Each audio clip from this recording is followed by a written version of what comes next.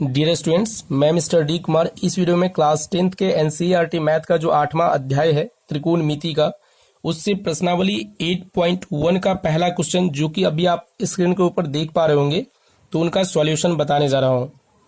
तो स्टूडेंट्स यहाँ पे देख सकते हैं प्रश्न संख्या 1 जो है कि त्रिभुज एबीसी में जिसका कोण बी समकोण है। यहाँ स्पष्ट कर दिया गया है कि त्रिभुज एबीसी है जिसमें कोण बी जो है वो समकोण है। AB बराबर 24 सेंटीमीटर और BC बराबर 7 सेंटीमीटर है। निम्नलिखित में से निम्नलिखित का हमें मान ज्ञात करना है। निम्नलिखित का मतलब है नीचे जो लिखित है। तो पहला देख सकते हैं, पहले साइन ए और कॉस ए का मान ज्ञात करना है। दूसरा जो है साइन सी और कॉस सी का मान ज्ञात करना है।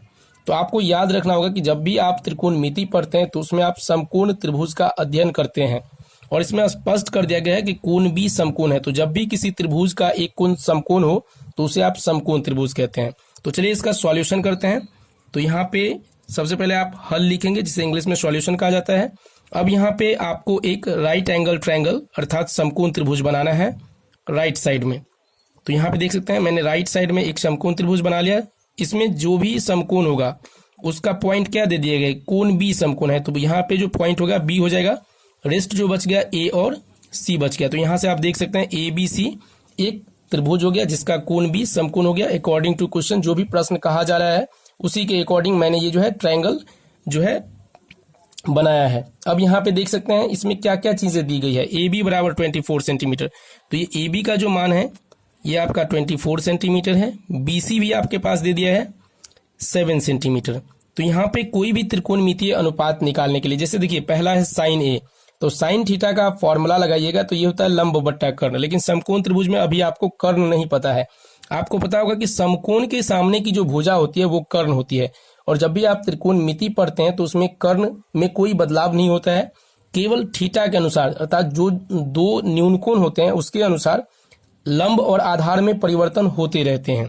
कर्ण जो है समान ही होते हैं, तो आपको पहले कर्ण निकालना होगा। तो चलिए देखते हैं यहाँ पे समकोण त्रिभुज ए बी सी में क्या चीज दिया गया है। तो ए बी बराबर आपके पास 24 सेंटीमीटर है, बी सी बराबर आपके पास 7 सेंटीमीटर है। यहाँ पे देख सकते हैं 7 सेंटीमीटर है। तो आपको ए सी निकालना है। तो पाइथागोरस थ्योरम से है, पाइथागोरस प्रमेय से आपने पाइथागोरस थ्योरम पढ़ा होगा। पाइथागोरस थ्योरम क्या होता है, कर्ण बराबर रूट अंडर लंब स्क्वायर प्लस आधार स्क्वायर। तो यहाँ पाइथागोरस थ्योरम से आप ए सी निकाल लेंगे। ए सी क्या है, कर्ण है, कर्ण बराबर लंब हो जाएगा ए बी का स्क्वायर, तो रूट अंडर ए बी का स्क्वायर प्लस बी सी का स्क्वायर।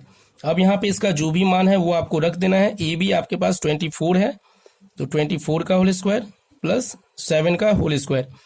24 का होल स्क्वायर 576 होगा, प्लस यहाँ पे 7 का 49 हो जाएगा। जब आप इसको ऐड करेंगे, ये दोनों ऐड करके 625 अर्थात 625 होगा।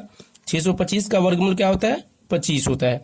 अब चूंकि इसका यूनिट सेंटीमीटर में है तो ये भी आपका सेंटीमीटर में हो जाएगा। तो इस तरह से आप देख लिए कि ए बी दिया गया था, बी सी दिया गया था, जिसके आधार पे आप ए सी प्राप्त कर लिए। अब आपको जो निकालना है पहला है साइन ए निकालना है।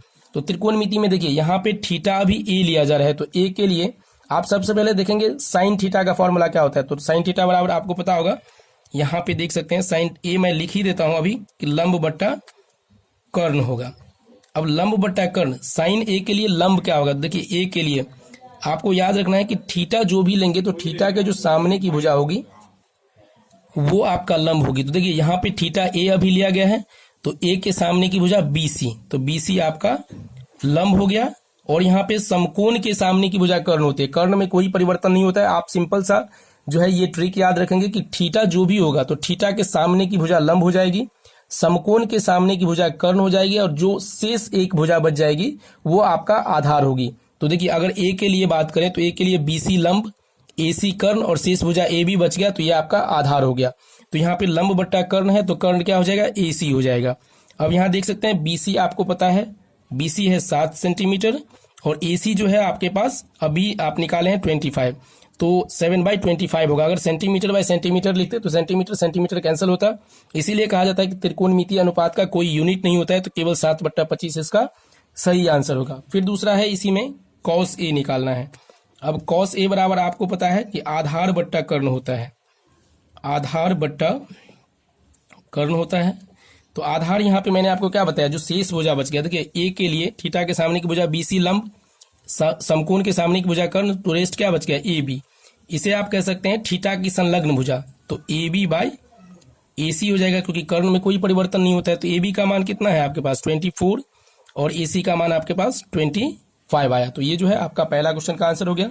इसी में फिर दूसरा जो है यहाँ पे साइन सी निकालना है, साइन सी।